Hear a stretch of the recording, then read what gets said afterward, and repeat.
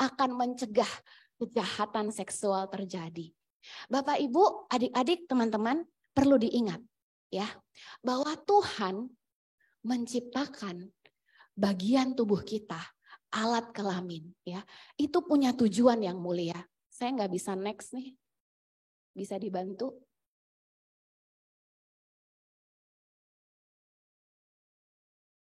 Hang ya. Oke, nah seksualitas itu dirancangkan untuk kehidupan, dirancangkan untuk kekudusan, dirancangkan untuk kemuliaan, ya, dirancangkan untuk sesuatu hal yang lebih besar. Tuhan punya maksud ketika kita punya mata untuk melihat. Coba lihat kanan kirinya, coba perhatikan matanya, coba tatap bola matanya. Pastikan masih punya bola mata semua. Coba lihat. Ketika ya mata kita di zoom pakai kamera mikroskop itu, yang detail itu, tidak ada iris mata yang sama di dunia ini. Begitu Tuhan menciptakan kita dengan begitu luar biasa dan dahsyat. Sama juga dengan organ reproduksi kita. Tuhan menciptakan untuk tujuan yang mulia. Tetapi dunia memutarbalikkan kebenaran ini sehingga apa yang berhubungan dengan seks itu bukan lagi mendatangkan kekudusan, bukan lagi mendatangkan kemuliaan, tetapi malah mendatangkan kehancuran dan kematian, terutama jika terjadi aborsi. Ya, kita lihat sama-sama berita ini. Kita lihat sama-sama betapa anak kelas 3 SD bisa melakukan kejahatan seksual kepada anak TK. Dan juga bahkan di tahun 2023 kalau saya tidak salah, ada kejahatan grooming. Mungkin nanti sesi lain kita bisa belajar lebih detail tentang grooming. Grooming adalah kejahatan seksual berbasis online. Ya.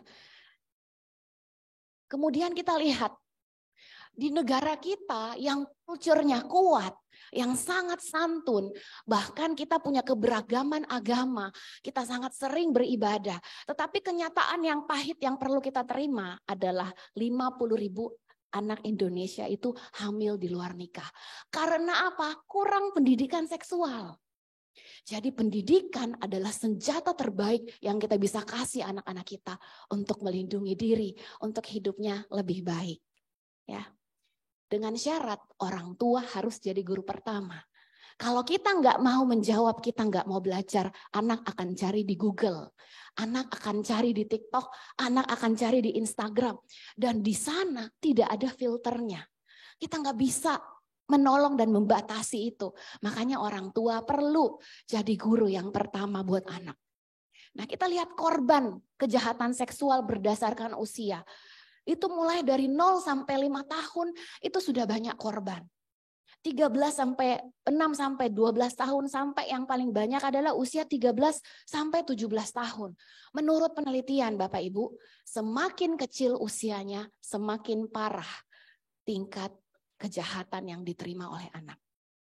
Dan dibutuhkan waktu sedikitnya 5 tahun untuk seorang korban itu berani speak up. Sebenarnya banyak korbannya, lebih dari ini. Tetapi untuk berani jujur itu tidak mudah, apalagi anak kecil.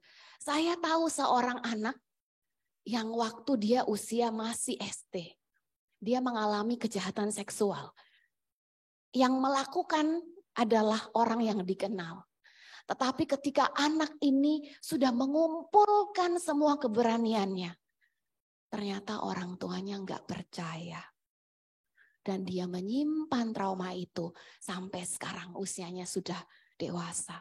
Ya, kita lihat jumlah korban seksual terhadap anak di Indonesia itu semakin meningkat. Ini yang terlapor Bapak Ibu, ini yang terlapor kakak-kakak. Ya, dari 6 ribuan, 7 ribuan, sekarang hampir 10 ribu korban yang melapor. Dan sayangnya banyak yang memilih diam. Saya bersyukur hari ini gereja membuka pintu dan gereja bersahati mau mewujudkan gereja ramah anak. Ya, karena program pemerintah Indonesia Layak Anak tahun 2035. Dan kita berdoa sama-sama. Kenyataannya 1 dari 4 anak perempuan adalah korban kejahatan seksual. 1 dari 5 anak laki-laki juga adalah korban kejahatan seksual. Fakta yang lebih lagi mencengangkan. 91% pelaku kejahatan seksual adalah orang yang dikenal. Bukan yang gak dikenal. Bukan orang asing. Dan itu tidak terjadi dalam waktu semalam. Justru orang yang kita kenal, yang kita percaya, yang ada dalam lingkungan kita, itu bisa aja berpeluang menjadi pelaku kejahatan seksual. Ya, dampaknya seperti apa sebelum kita lebih dalam lagi? Secara mental, secara psikologis akan menimbulkan trauma. Rasa bersalah, rasa malu. Bahkan korban-korban kejahatan seksual yang sekarang usianya sudah dewasa, sudah punya anak, masih bergumul untuk terlepas dari trauma itu. Secara psikologis akan memberatkan, ya. Kemudian secara fisik tentu bisa ada luka, bisa juga tidak. Bisa ada bekas, bisa ada tidak. Tetapi itu akan mempengaruhi secara mental, ya. Hari-hari ini kalau kita cek menurut data ya dari kementerian, jumlah anak dengan gangguan mental di Indonesia jumlahnya semakin hari semakin meningkat. Bukan seperti itu saja, bukan hanya trauma, bukan hanya rasa malu, bukan hanya ada bekas di tubuh, tetapi juga buat anak perempuan bisa menimbulkan kehamilan. Ya, pernikahan dini. Dan buat anak laki-laki juga sama terlukanya. Ya, kita kembali lagi kepada tujuan awal. Jadi kita harus bagaimana? Kita sudah lihat kenyataan yang begitu kelam. Kita harus bagaimana menghadapi keadaan ini. Ya, satu-satunya yang kita bisa kerjakan adalah lewat pendidikan anak usia dini, pendidikan seksual. Ini akan melindungi anak. Jadi menurut riset Bapak, Ibu, dan kakak-kakak, anak-anak yang sejak dini diajarkan pendidikan seksual, itu anak akan lebih mampu untuk menolak kejahatan datang pada mereka. Predator, orang yang punya niat jahat itu tidak akan berani sama anak yang pinter dan tahu fungsi tubuhnya itu untuk apa. Kita lihat nanti sama-sama ya. Kita perlu sadari bahwa kita diciptakan untuk tujuan yang mulia, ya. Diciptakan untuk kemuliaan Tuhan. Di Efesus 2 ayat 10, karena kita ini buatan Allah diciptakan dalam Kristus Yesus untuk melakukan pekerjaan yang baik yang dipersiapkan Allah sebelumnya. Jadi semua bagian tubuh kita itu punya fungsi yang penting yang tidak tergantikan. Semua percaya matanya itu penting, tangannya penting, ya. Tangan kita nggak bisa menggantikan fungsi mata. Kaki kita juga demikian, begitu berharga dan begitu penting, ya. Sebelum kita masuk lebih dalam, kita sama-sama nyanyi mau? Ya, ada satu lagu yang bagus sekali, yang saya harap keluar dari ruangan ini, selesai acara ini, kita semua bisa hafal. Bahwa setiap tubuh kita itu berharga, setiap bagian tubuh kita berharga dan bernilai, maka itu kita harus jaga. Saya boleh minta bantuan kakak-kakak? Boleh maju ke depan dan video Tubuhku Berharga boleh disiapkan. Kita nyanyi bareng-bareng ya, sebelum kita lebih banyak lagi belajar. Oke. Video ini juga bisa disaksikan di YouTube Yayasan Sahabat Peduli Anak. Oke, kita kasih tepuk tangan dulu buat kakak-kakak kita yang luar biasa. Oke. Luar biasa. Kita sama-sama nyanyi ya. Ini tubuhku sangat berharga. Oke. Saya undang kita berdiri, yuk nyanyi.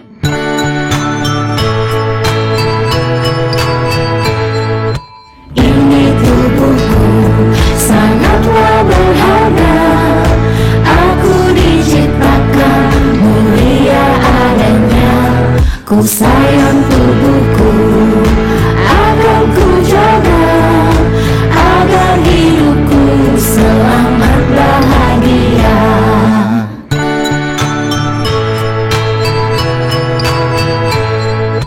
Ini tubuhku sangatlah berharga. Aku diciptakan mulia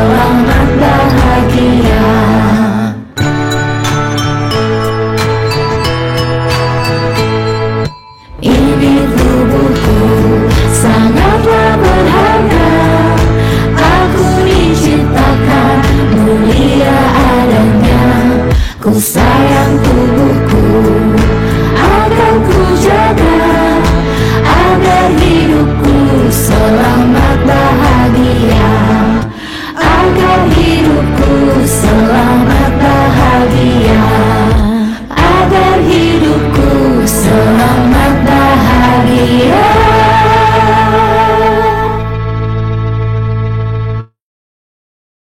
Karena berharga, perlu kita jaga.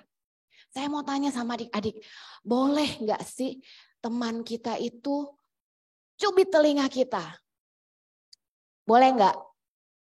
Nggak boleh. Sama dengan bagian tubuh pribadi kita, tidak boleh dilihat atau disentuh orang.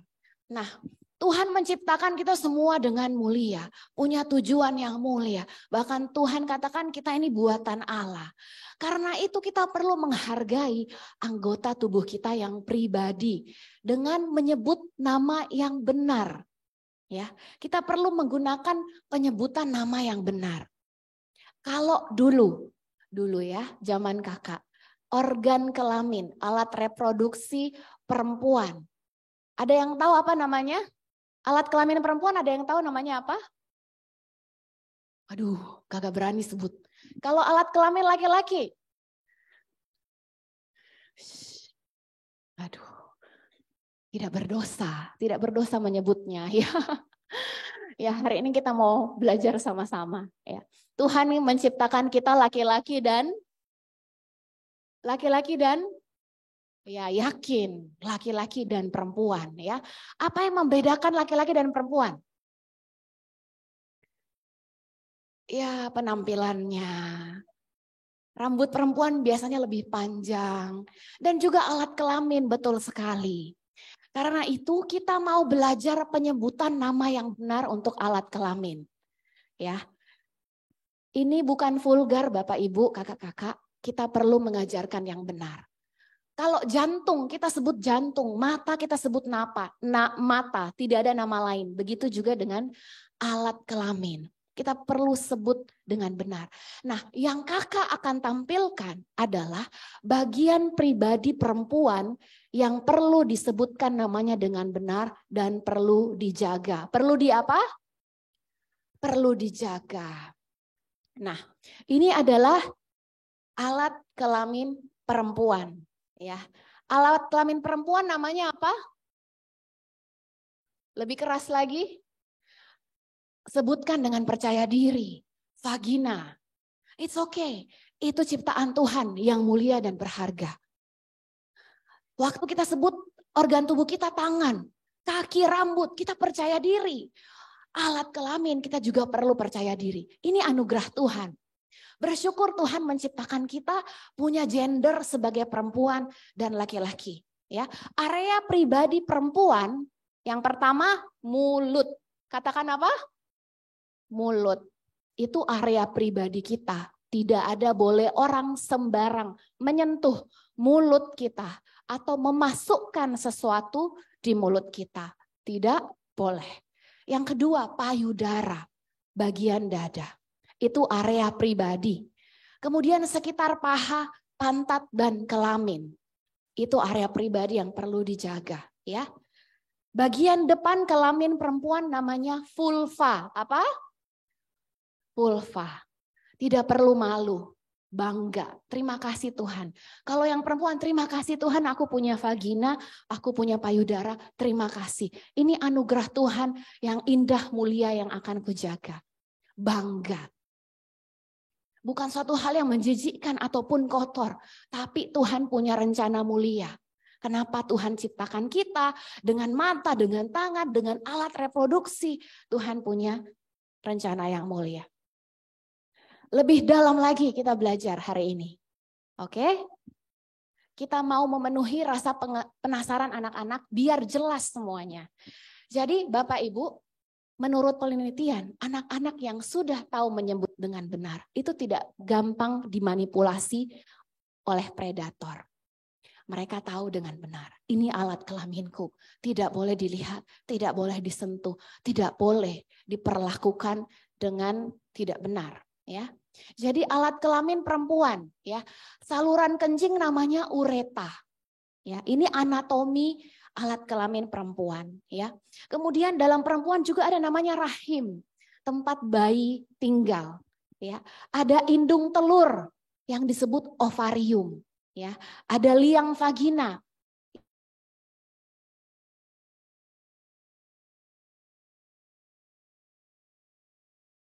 Sampai mungkin akan masuk ke pelajaran biologi. Tapi ingat, area pribadi kita itu berharga dan mulia. Karena berharga tidak boleh dilihat orang. Di sini siapa yang masih mandi dengan orang tuanya? Sudah tidak boleh ya. Kalau sudah cukup besar ya, sudah perlu mandi sendiri ya. Itu belajar tentang privacy. Kemudian alat kelamin laki-laki apa namanya?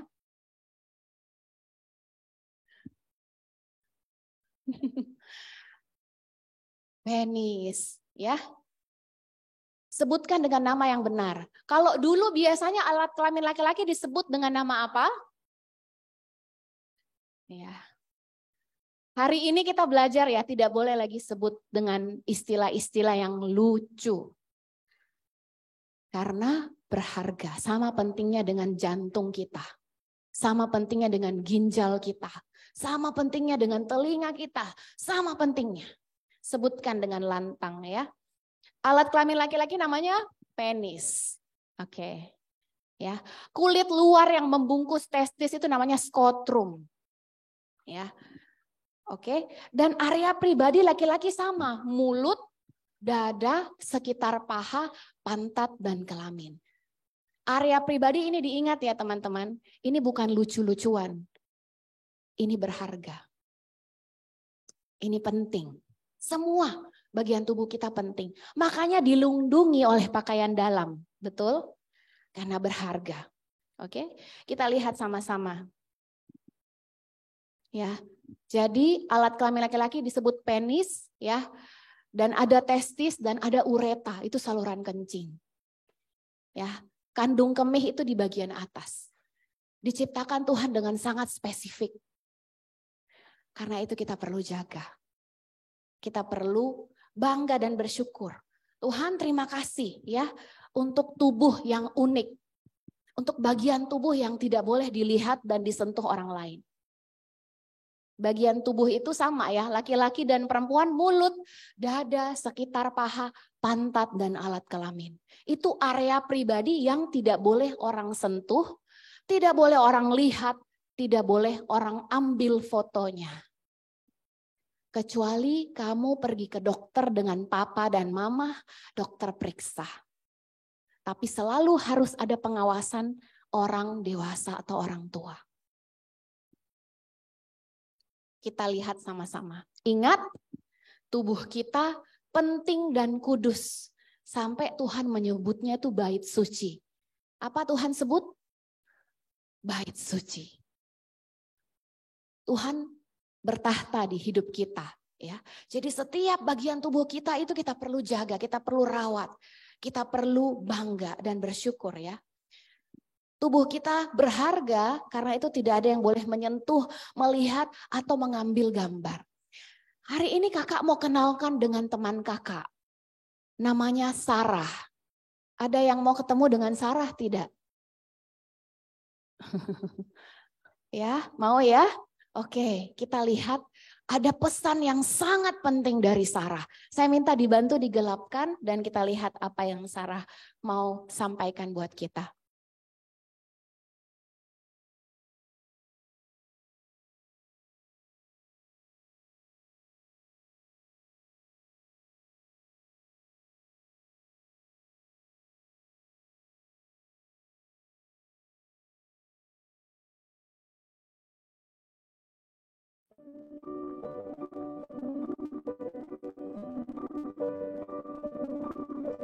Hai, namaku Sarah. Hari ini aku ingin menceritakan pengalamanku. Walaupun Sebenarnya ini sangat sulit bagiku. Seseorang yang kukenali telah menyentuh daerah pribadiku.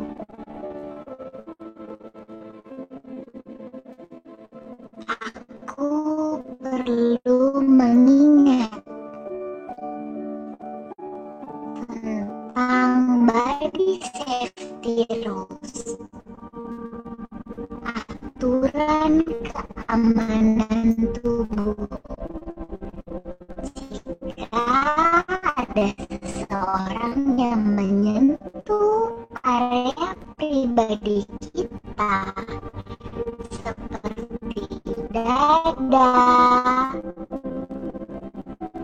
alat kelamin, dan juga pantat, maka tidak peduli siapa dia, apakah dia adalah seorang yang aku kenal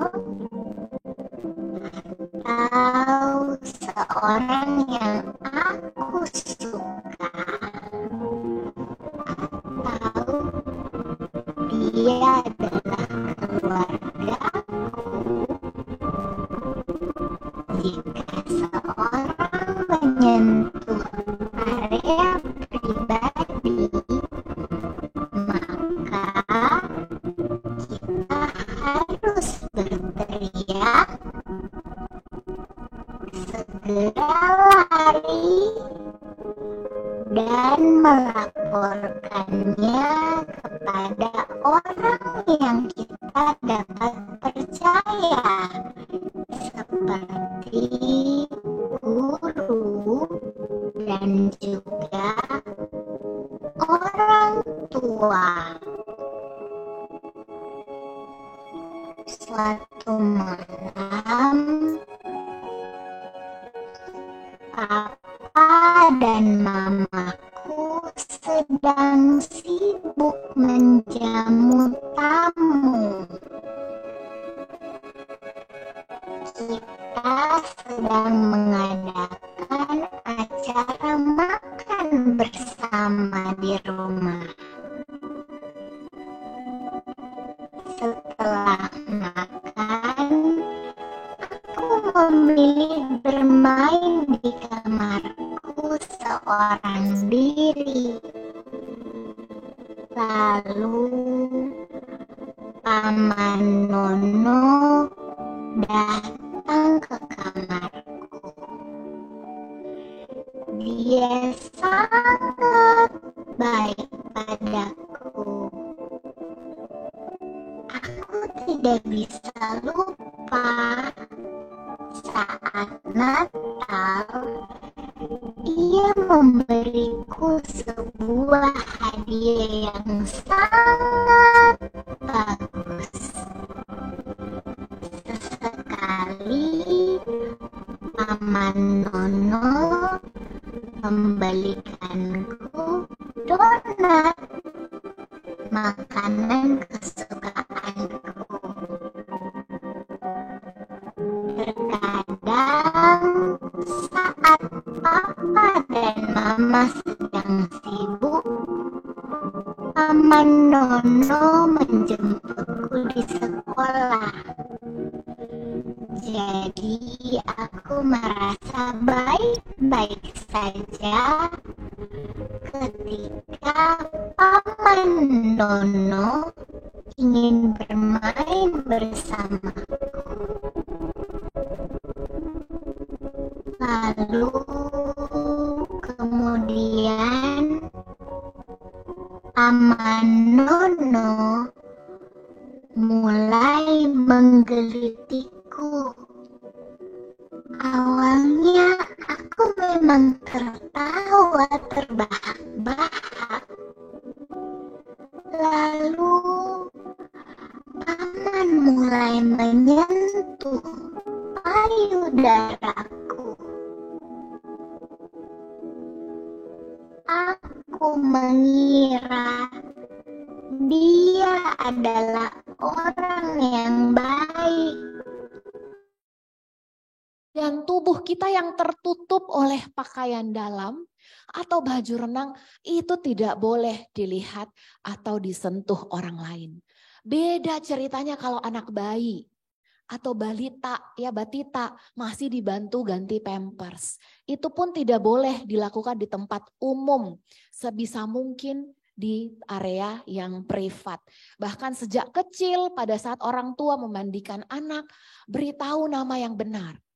Ini sedang pipis, ya, penisnya dibersihkan, vaginanya dibersihkan, ya, dijaga. Oke, tidak boleh dibiasakan pakai pakaian dalam di rumah lari-larian atau setengah telanjang, tidak boleh. Karena kita perlu mengajar batasan yang sehat sejak dini untuk anak, ya. Ada yang namanya good touch and bad touch. Ada sentuhan yang baik, ada sentuhan yang tidak baik. Sentuhan yang baik itu seperti apa? Ketika kita bersalaman, boleh. Atau mungkin bapak atau ibu atau kakek, ya, membelai rambut, itu boleh. Atau orang tua atau kakak kita bantu kita pakai sepatu. Sini tali sepatunya diikatkan, itu sentuhan yang boleh. Tetapi sentuhan di daerah yang tertutup pakaian renang atau di mulut kita itu tidak boleh. Bisa angkat tangannya seperti ini X. No.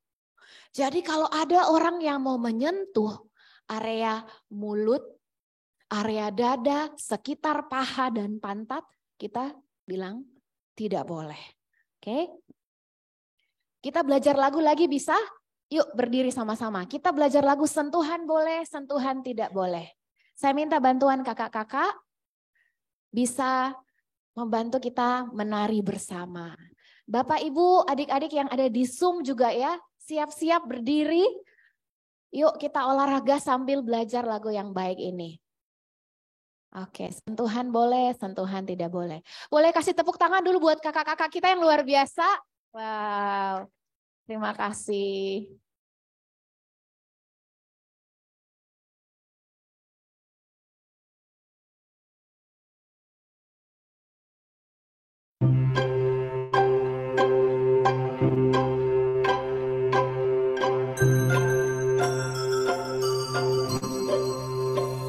Sentuhan boleh, sentuhan boleh, kepala, tangan, kaki. Karena sayang, karena sayang, karena sayang. Sentuhan tidak boleh, sentuhan tidak boleh yang tertutup baju dalam. Hanya diriku yang boleh menyentuh.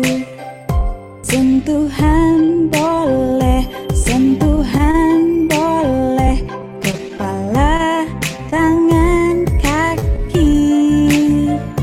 Karena sayang, karena sayang, karena sayang. Sentuhan tidak boleh, sentuhan tidak boleh yang tertutup baju dalam. Katakan tidak boleh, lebih baik menghindar. Bilang ayah, ibu.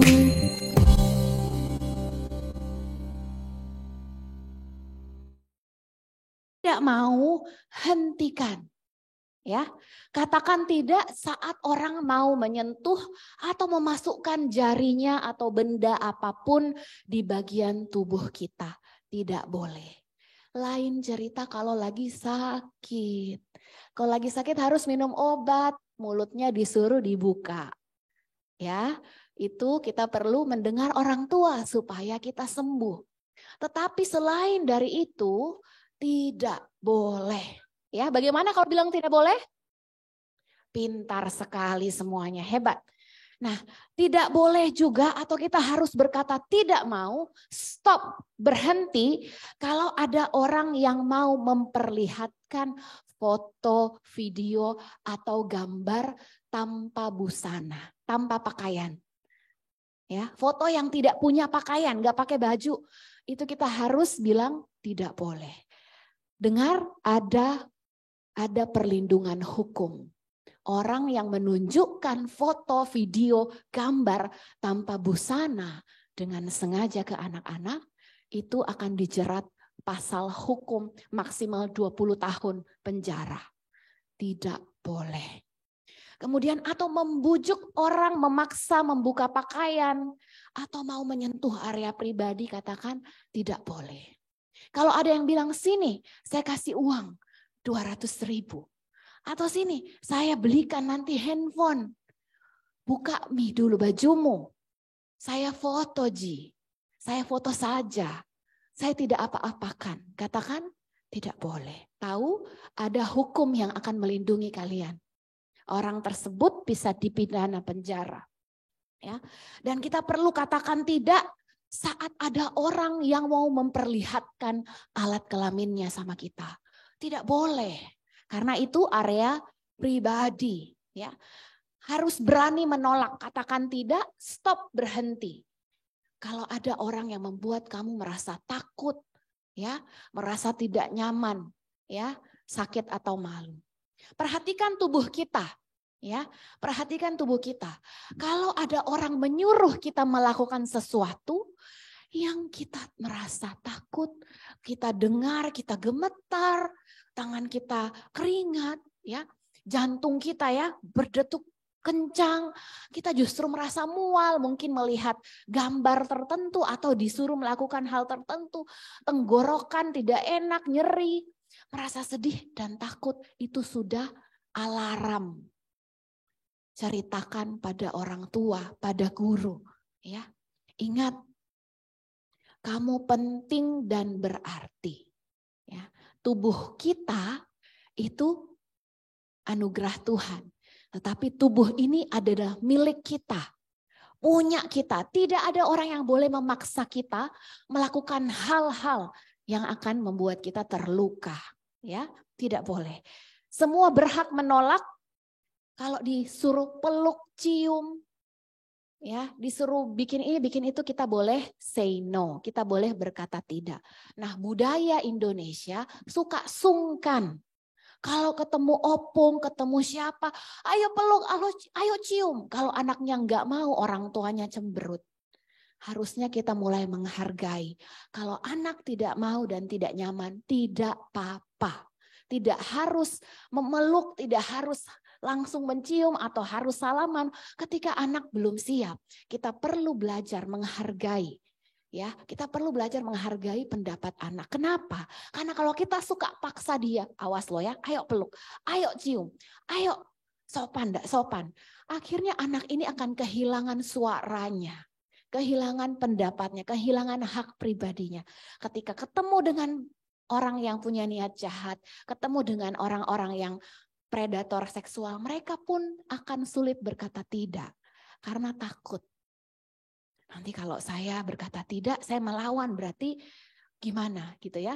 Tapi kita perlu menghargai anak ya. Kemudian tidak boleh ada rahasia. Tidak boleh apa? Tidak boleh ada rahasia. Kalau ada orang bilang, jangan cerita sama mama, jangan cerita sama papa. Nanti kamu akan saya, ya, titik-titik ya. Tidak boleh. Ya, rahasia kalau ada yang mau ulang tahun, kita mau kasih surprise, itu boleh. Tapi rahasia tentang bagian tubuh kita itu tidak boleh. Rahasia tentang mungkin bagian tubuh orang lain yang area pribadi, yang tertutup pakaian dalam, itu tidak boleh. Ingat, tidak boleh ada rahasia. Harus sampaikan sama orang tua, sampaikan sama guru sekolah minggu, sampaikan sama guru di sekolah, ya. Dan kemudian setiap kita perlu punya namanya safe person, orang yang aman, yang kita bisa percaya. Kalau orang tuaku jarang pulang, jadi aku cerita sama siapa? Cari orang dewasa yang baik hatinya, yang tidak memaksakan kehendaknya, yang tidak melakukan hal-hal yang tadi kita pelajari. Cari orang yang bisa dipercaya, ya. Karena ketika ada masalah, kita akan cerita sama orang itu. Kemudian berani lakukan apa yang tadi Sarah lakukan. Apa yang Sarah lakukan adik-adik? Waktu ada omnya itu menyentuh payudaranya, apa yang dia lakukan? Teriak. Kemudian dia katakan tidak, dia bilang stop, berhenti. Katakan tidak, stop, berhenti, lari dan laporkan. Kalau singkatannya di yayasan kami sebutnya terlala. Teriak, lari, lapor. Apa namanya? Terlala. Teriak, lari, lapor. Kalau ada yang membuat kamu takut, ya, mengancam, buka baju, atau saya foto, paksa foto, atau saya suruh ini, suruh itu, seperti yang tadi sudah kita pelajari, berani, teriak dan laporkan, ya. Jangan pernah takut, laporkan. Kalau buat orang tua mungkin sudah punya pengalaman seperti ini, ada masalah mungkin kenalan yang perlu ditolong, bisa cari lembaga bantuan hukum yang akan menyediakan perlindungan untuk korban. Bisa masuk di website carilayanan.com. Itu ada tersebar di setiap provinsi Indonesia. LBH, Lembaga Bantuan Hukum yang akan menolong kasus pelecehan seksual atau kejahatan seksual terhadap anak. Kemudian di sini kakak mau cek dulu. Siapa di sini yang suka main TikTok? Angkat tangannya. Oh, Facebook. Oh, sudah tidak ada Facebook itu kakak ya. Instagram. Aduh, malu-malu. Mungkin di Zoom juga banyak ya. Yang sudah punya handphone sendiri angkat tangan. Oke, ya. Kita perlu bijaksana bersosial media. Sebenarnya adik-adik yang sudah main TikTok, itu sudah, kalau belum 13 tahun itu sudah melanggar aturan. Karena minimal usia 13 tahun baru boleh pegang sosial media. Bahkan sebaiknya 16 tahun baru punya sosmed. Kenapa? Karena di sosial media itu banyak predator-predator yang cari anak-anak. Bahkan lewat Roblox, lewat games. Ya, kita lihat ada opa di depan. Coba lihat wajahnya. Namanya Jack Reynolds. Dia adalah pelaku kejahatan seksual pada anak. Sudah dipenjara 12 tahun. Dan kemudian dilepaskan. Dan dia katakan, saya cari anak-anak yang kesepian. Yang orang tuanya kurang perhatikan. Saya akan cari anak-anak yang ayahnya tidak hadir. Ayahnya tidak banyak berperan. Saya targetkan anak-anak yang tidak terlibat dalam lingkungan gereja. Karena dia tidak berani kalau anak itu bertumbuh dalam lingkungan gereja. Dia takut katanya. Dan dia cari anak-anak dalam daerah-daerah kecil yang dimana polisi mungkin juga akan terbatas menjangkau melayani. Dan dia ulangi lagi, dia targetkan anak-anak yang bapaknya, peran bapaknya tidak dominan di rumah. Dan itu tidak terjadi dalam semalam. Dia menjalin persahabatan dengan keluarga korban. Sehingga tidak ada yang curiga. Dan dia katakan, zaman sekarang adalah zaman yang lebih jahat. Karena dulu waktu dia melakukan kejahatan seksual itu tidak ada TikTok, tidak ada Instagram. Sekarang TikTok baru aja teman-teman tahun 2020 itu dituntut sekian miliar US dollar. Karena lewat TikTok data anak-anak di bawah umur itu tersebar dan dijadikan makanan untuk predator seksual. Ya, baru kemarin dulu saya dapat informasi di Instagram, anak 11 tahun kenalan dengan orang lain di sosial media, kemudian akhirnya mengalami pemerkosaan. Ya, pemaksaan hubungan seksual. Itu kenalan di sosmed. Kita tidak akan tahu. Kalau saya pinjam istilah Ibu Charlotte katakan ketika kita kasih anak kita usia terlalu muda pegang handphone, sama saja kita sedang memberikan anak kita pegang pisau yang bisa melukai mereka. Ya. Kalau bisa di bawah 13 tahun, sebisa mungkin Bapak Ibu saya anjurkan download family link dari Google. Buatkan email sesuai usia anak, sehingga kita bisa mengatur aplikasi yang boleh dan tidak boleh diakses anak. Karena data bisa bocor dengan sangat mudah. Ya. Dan bukan butuh waktu tahunan. Kalau yang korban di Bali itu cuma kenalan, tapi anak ini kesepian. Dapat chat, dipuji cantik, dipuji ganteng, seneng. Mau diajar sesuatu yang baru, seneng. Akhirnya mengiyakan, oke saya mau ketemu. Dan akhirnya anak-anak kita jadi korban. Ini bisa di screenshot, ini bisa di foto. Kalau terjadi sesuatu pada kamu, adik-adik, tidak berani cerita sama orang tua misalnya, karena orang itu adalah orang yang dekat dengan orang tua, bisa WhatsApp ke nomor ini atau bisa telepon ke 129. Sapa 129 ini adalah program perlindungan dari pemerintah untuk anak-anak Indonesia. Ya. Saya juga, bulu-bulu saya merinding Bapak Ibu, karena saya mengingat klien saya yang menjadi korban kejahatan seksual waktu dia masih kanak-kanak. Tetapi tidak ada yang percaya, bahkan orang tuanya. Tapi hari ini kita difasilitasi teknologi yang dahsyat, ya. Kita bisa cari pertolongan, ya. Jangan diam. Ada harapan untuk kita. Kalau saya simpulkan, kita perlu kesadaran dulu bahwa seks adalah sebuah anugerah. Tuhan menginginkan kekudusan, kemuliaan, dan ada kehidupan di balik itu.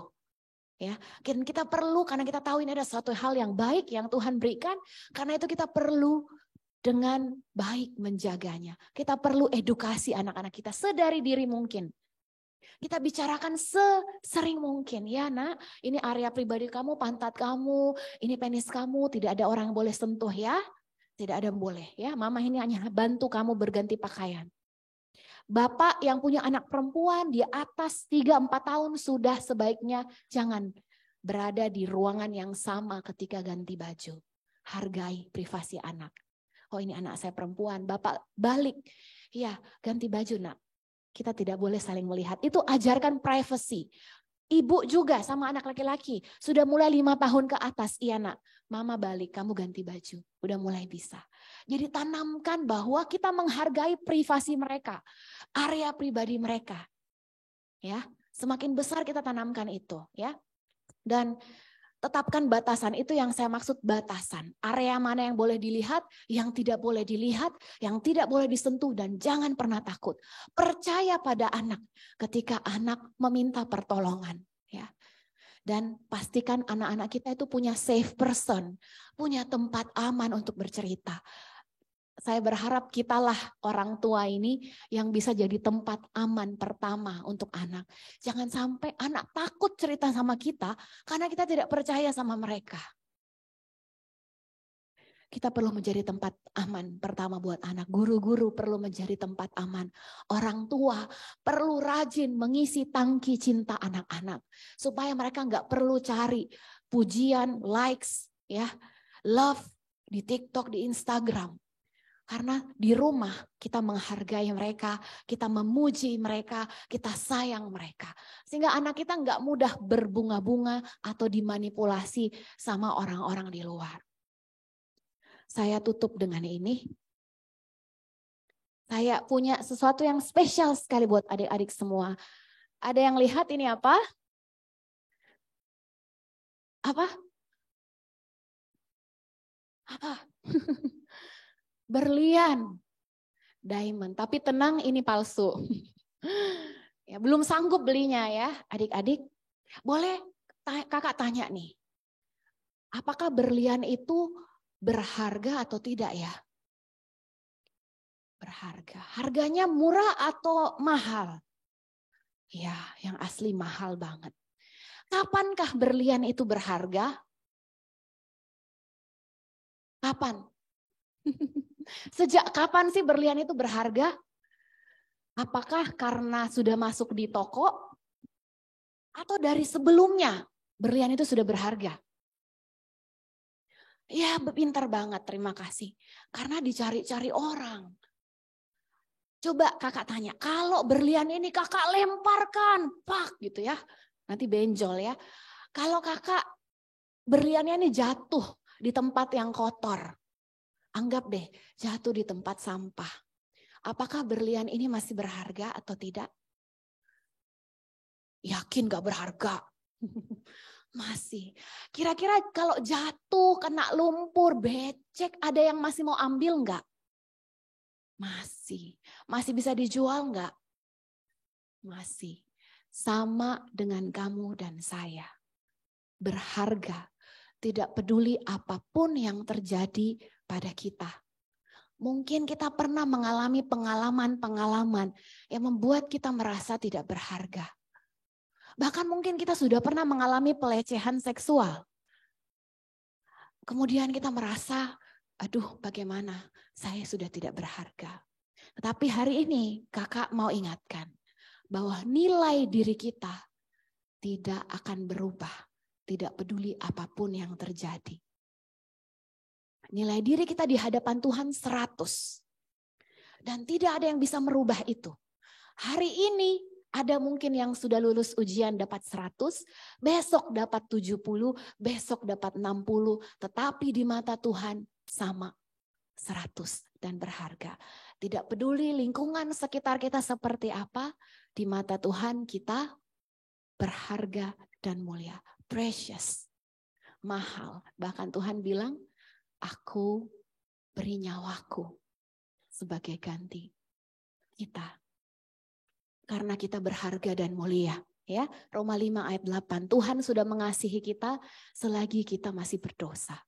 Karena Tuhan begitu cinta sama kita, menebus kita di atas kayu salib. Cintai dan sayangi tubuh kita.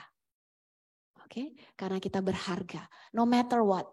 Ya, ingat, siapapun orang itu, apakah kita kenal, kita tidak kenal, orang itu baik, orang itu hebat.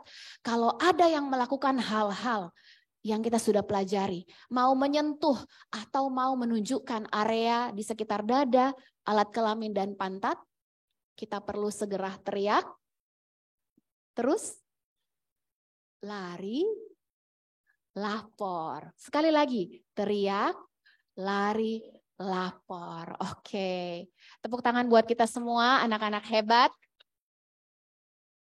Saya selesai. Apakah kita mau masuk langsung ke tanya jawab? Oke. Baik, terima kasih Kak Yunika. Materinya luar biasa, keren sekali ya. Jadi lewat kesempatan ini anak-anak bisa tahu yang mana yang boleh dan yang mana yang nggak boleh. Masih ingat ya yang mana yang nggak boleh ya? Kakak boleh istirahat dulu. Oke, karena setelah ini baru kita akan masuk dalam Q&A di mana kita akan memberikan kesempatan untuk tanya jawab. Boleh Kak, siap. duduk dulu, minum dulu Kak ya. Makasih. Oke, baik, buat kita semua yang hadir di kesempatan hari ini, baik yang ada di rumah atau di kantor, di mana saja yang mengikuti acara ini lewat Zoom secara online, dan adik-adik, rekan-rekan pelayan anak dan remaja, serta orang tua yang ada di sini. Tadi sudah dengar seminarnya, pasti banyak pertanyaan ya yang ada di kepala kita. Nanti tenang saja, nanti saya akan kasih kesempatan di ruangan ini, ada 2 orang yang akan dikasih kesempatan untuk bertanya. Terus yang ada di rumah yang ikut lewat Zoom juga boleh menulis pertanyaannya ya. Dan nanti akan kami bacakan 2 juga. Sebelumnya saya mau ngajak dulu kakak-kakak panitia, pelayan anak dan remaja, boleh kembali maju di depan. Kita akan sama-sama dengan anak-anak, orang tua, juga pelayan anak yang ada di sini. Kita akan sama-sama menyanyi dan bergerak Anak GKI Sehat, yang merupakan tagline untuk Gereja Kemah Injil Indonesia di Hari Anak 2023 ini.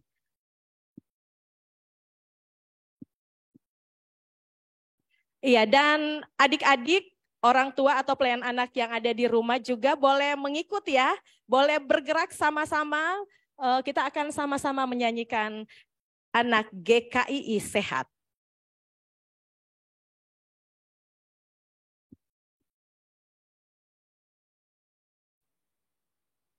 Ayo yang S E H A T. Jadi kita ulang lagi. Udah berdiri semuanya ya? Oke, musik. S E H A T. Sehat.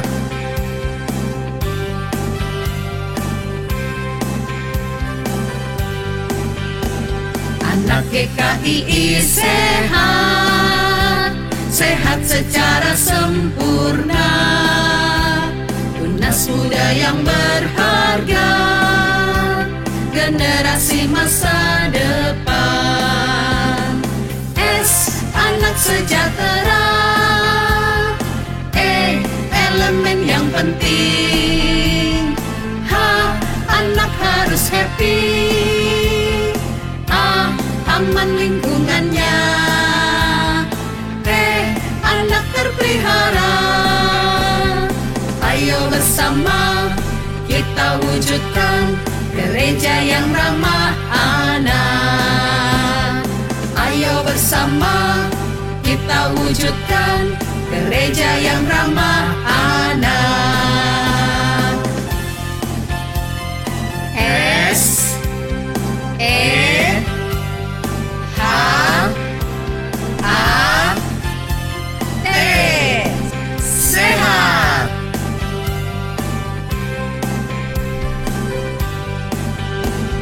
Anak GKII sehat, sehat secara sempurna.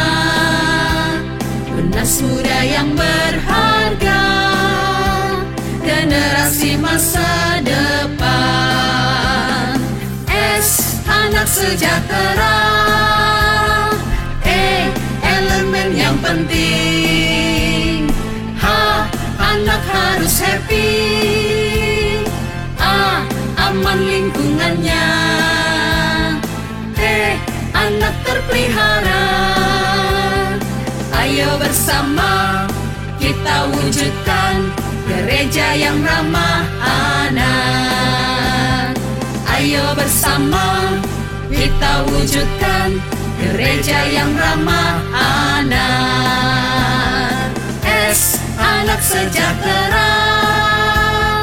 E, elemen yang penting. H, anak harus happy. A, aman lingkungannya. T, anak terpelihara. Ayo bersama kita wujudkan gereja yang ramah anak. Ayo bersama kita wujudkan gereja yang ramah anak.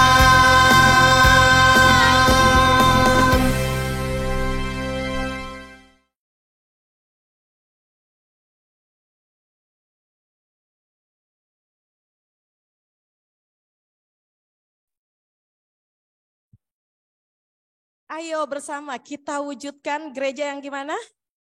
Gereja yang ramah anak, karena anak GKII sehat. Oke baik, pasti ada di antara kita yang sudah menyiapkan pertanyaan. Namun iya, saya kembali mengundang Kak Yunike. Silakan Kakak, boleh hadir kembali di stage. Kami informasikan juga bahwa saat ini tadi waktu seminarnya baru dimulai, 120 partisipan yang hadir. Mari Kakak di tengah. yang hadir di Zoom saat ini sudah ada 164 partisipan. Jadi partisipannya itu tiap room bukan hanya satu orang, tapi ada yang ngikut secara berkelompok. Jadi luar biasa, kita percaya bahwa acara ini sangat memberkati warga Gereja Kemah Injil Indonesia. Baik, ada pertanyaan via online yang sudah masuk, Kak Bayu, boleh dibacakan?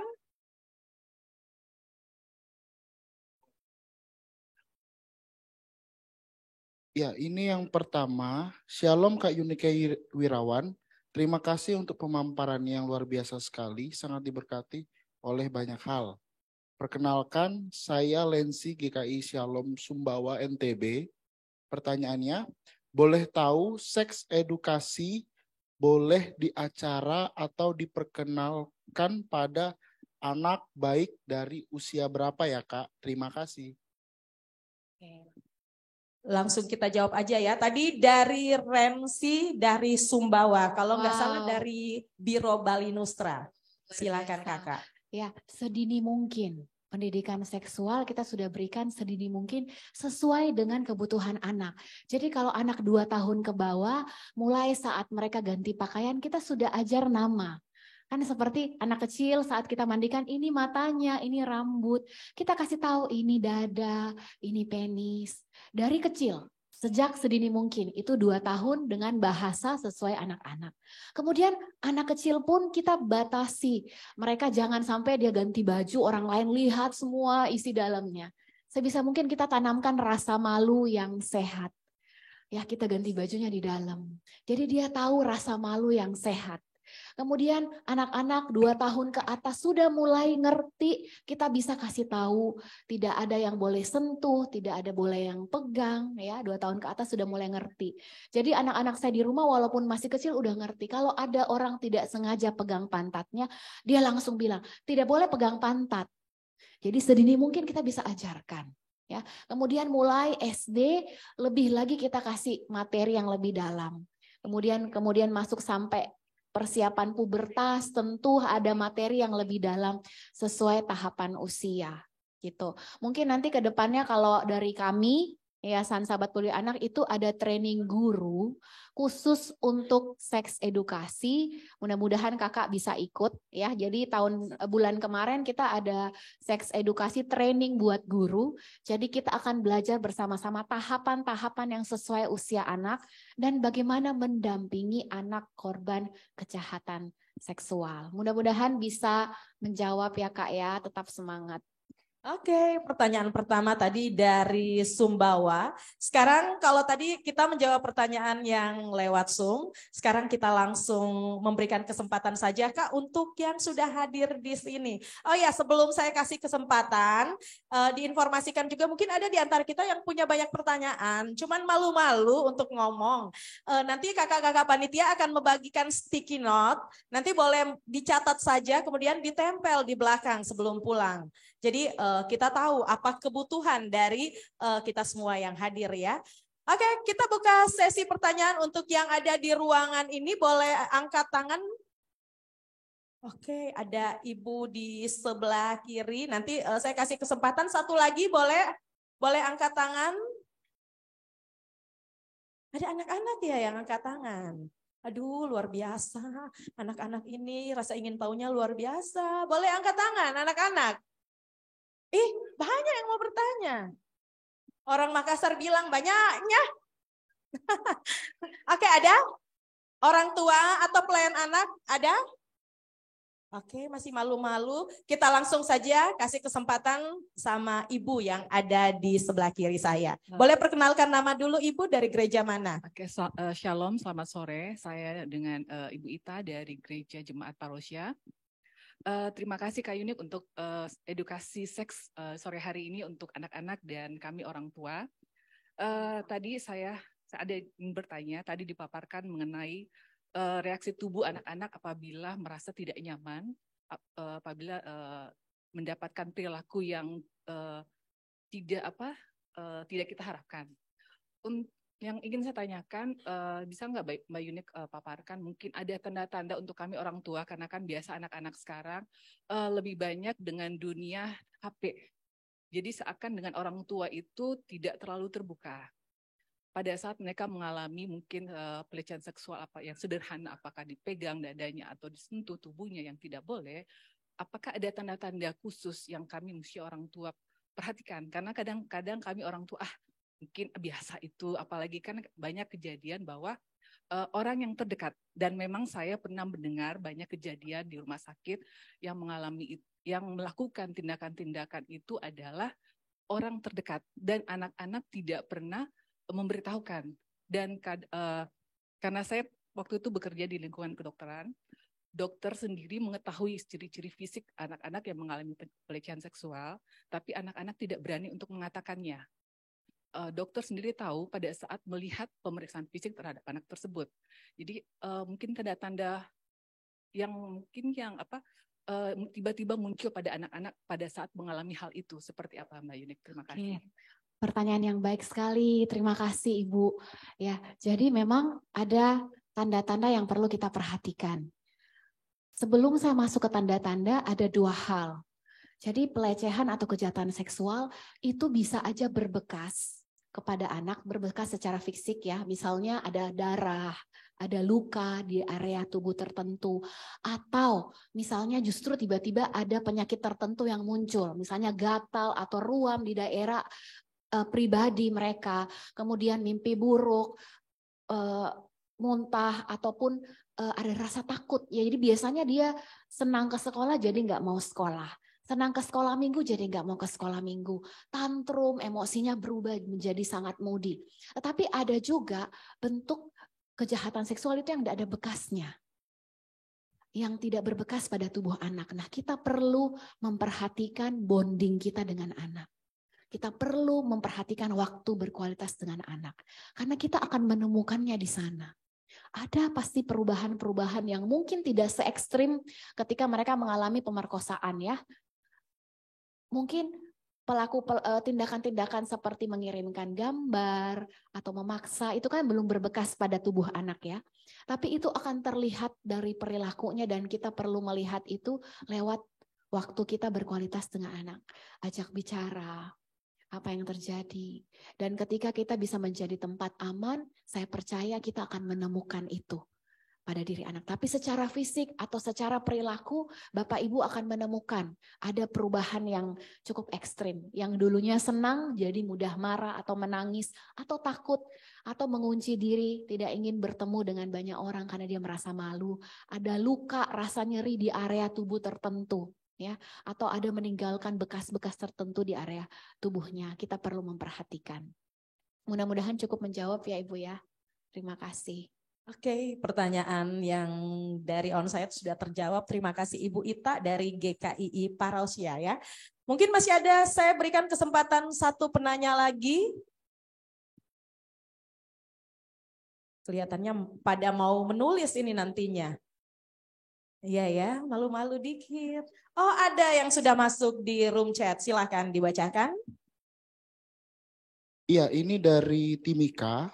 Gitu. Bagaimana menjawab pertanyaan anak seperti ini? Adik bayi dari perut mama datangnya dari mana? Dan apakah perlu dijelaskan secara detail tentang prosesnya? Terima kasih. Terima kasih. Wow, luar biasa dari Timika. Saya luar biasa semangatnya. Saya perlu tahu yang menanyakan ini usianya berapa. Kalau usianya mungkin anak 5 tahun, 4 tahun, kita bisa bilang bayi itu berasal dari perut ibu. Dia hidupnya di rahim ibu. Dan dia berasal dari indung telur. Kita jawab sesuai usianya. Kita tidak perlu menjawab detail sekali kalau dia masih kecil. Oke, indung telur itu adanya di mana? Di perut ibu.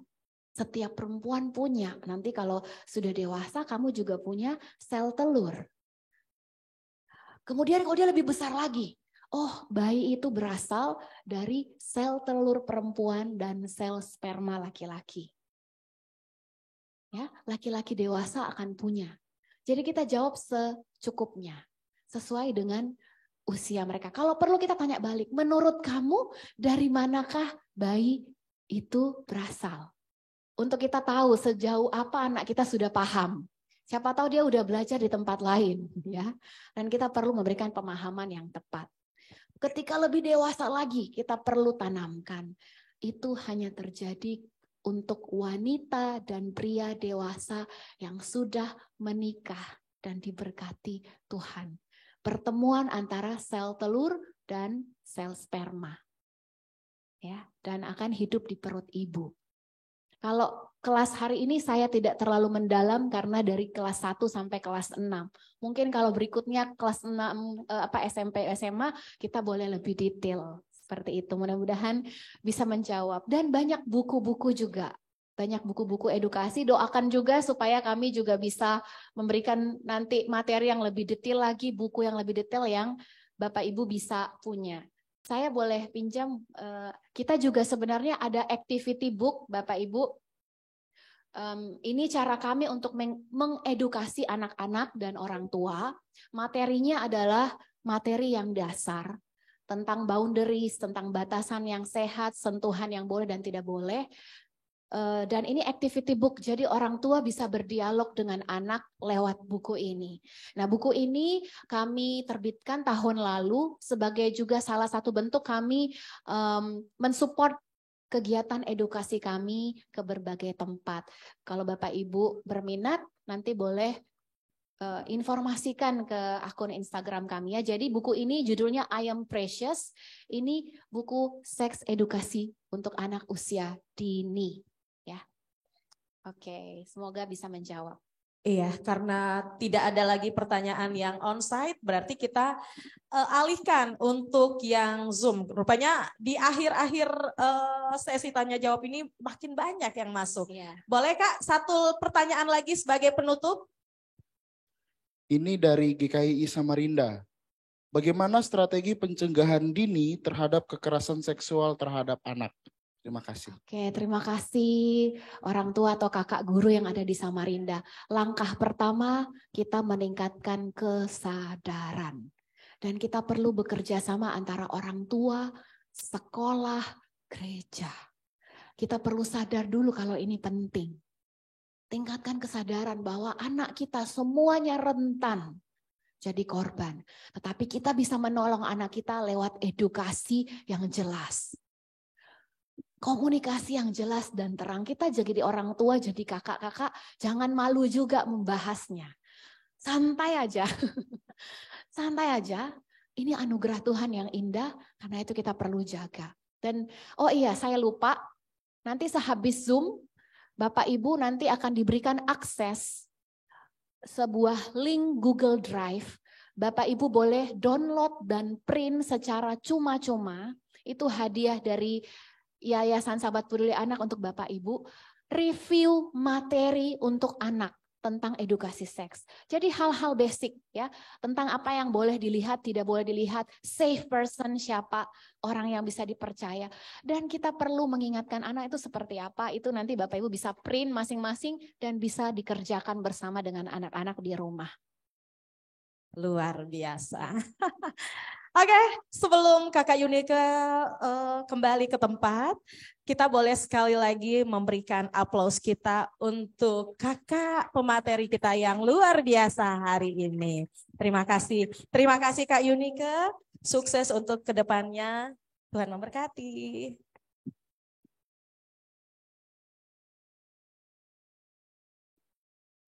Baik, Bapak Ibu, anak-anakku sekalian, baik yang ada di ruangan ini maupun yang di mana saja berada di seluruh Indonesia, Gereja Kemah Injil Indonesia dari 14 biro.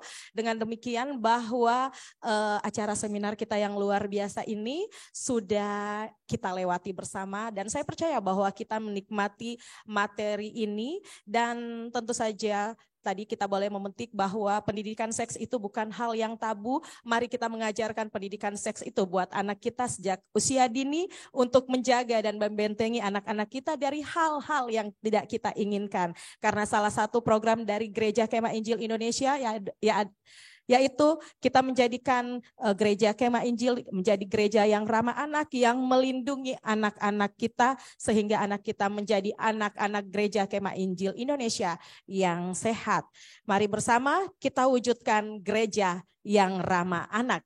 Mari kita akan menutup kebersamaan kita di kesempatan sore yang berbahagia ini. Kita akan menutup dengan doa penutup, dan doa penutup dengan penuh kasih saya persilakan Ketua Biro Pelayanan Anak dan Remaja Indonesia Timur kepada Ibu Pendeta Christina Ukung MTH, disilakan.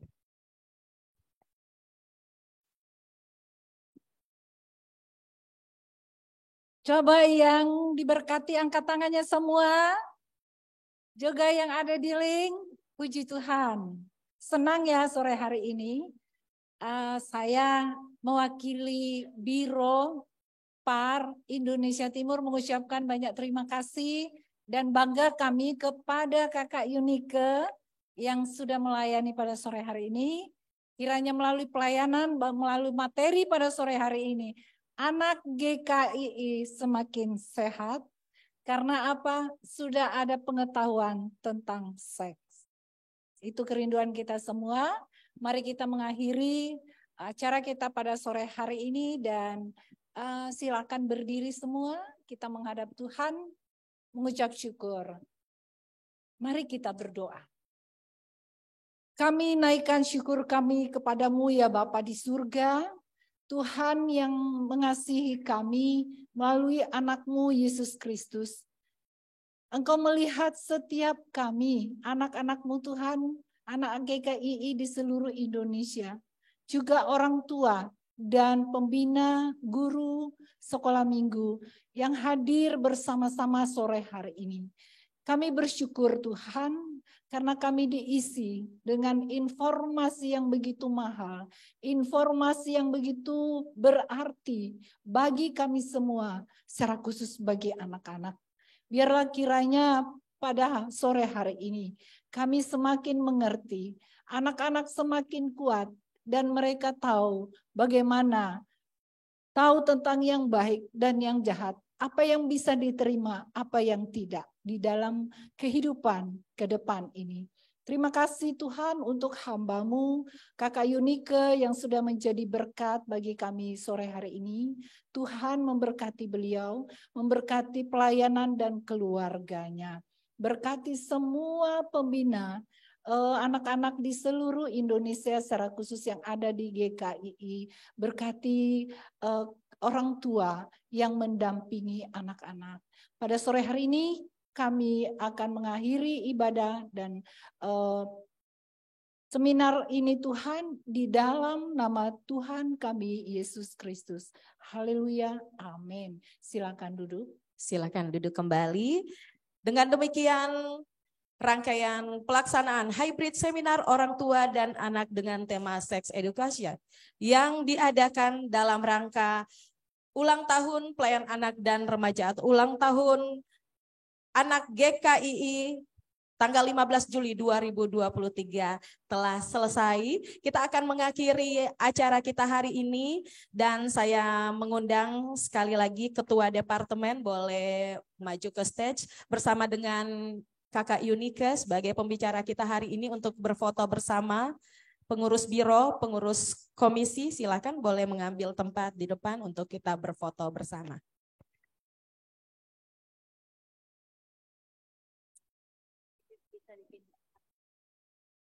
Setelah ini kita akan foto semuanya yang hadir. Iya.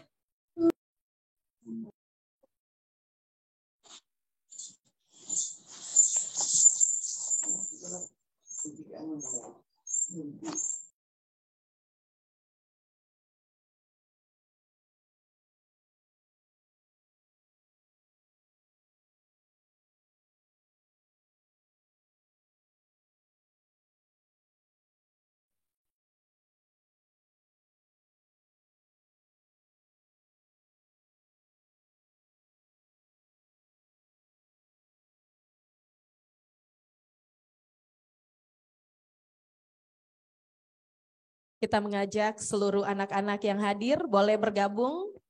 Mari adik-adik, anak-anakku. Oh di situ aja, ya. Berdiri aja ya Kak ya. Ibunya bisa di bawah.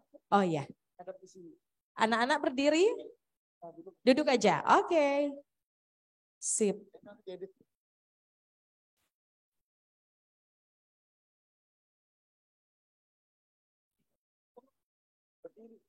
Kakak-kakak berdiri di tengah.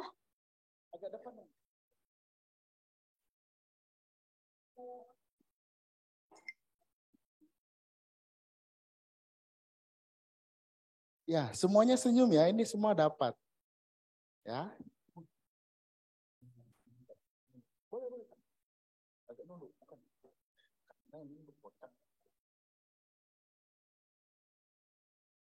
Siap ya?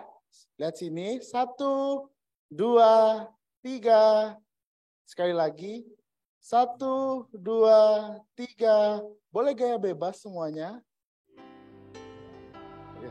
1, 2, 3. Oke.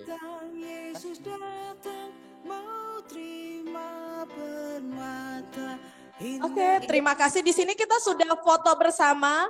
Yang ada di rumah jangan khawatir, kita sudah screenshot semuanya ya Kak ya. Oke, kita screenshot ulang. Tunggu aba-aba dari saya. Dan dalam hitungan ketiga yang ada di rumah yang mengikuti kita via Zoom, boleh pasang gaya terbaiknya. Kak, siap Kak? Siap. Jadi yang ada di Zoom silakan open kameranya. Ya, tolong dibuka kameranya. Ada yang masih tertutup kameranya, senyum ya. Ini ada 3 sesi ya, karena ada 3 halaman. Oke, berapa sesi Kak? 3? 3 sesi. Oke, kita akan foto dalam 3 sesi ya. Jadi boleh Kak Bayu aja yang hitung? Boleh Kak. Oke. 1, 2, 3. Kalau bisa jangan ada yang komen dulu ya. 1, 2, 3. Oke, sesi yang kedua. Sesi 2. Kita ganti layar. Bisa. Oke, senyumnya yang manis. Ya. 1, 2, 3. Yang terakhir 1, 2, 3. Bentar Kak, masih banyak yang tertutup. Boleh dibuka? Enggak, malu-malu ya. Malu. Oke deh, dihitung aja Kak. Udah ya? Oke, terima kasih untuk semua yang mengikuti seminar ini via Zoom. Terima kasih untuk semua yang boleh hadir di tempat ini dan juga yang di mana saja berada. Terima kasih untuk kerjasamanya, terima kasih untuk perhatiannya. Biarlah acara hari ini akan memberkati kita semua dan saya berharap bahwa kita akan bertemu lagi dalam program-program Depara yang lebih luar biasa di masa yang akan datang. Kita berikan tepuk tangan untuk Tuhan Yesus. Terima kasih Tuhan memberkati. Terima kasih.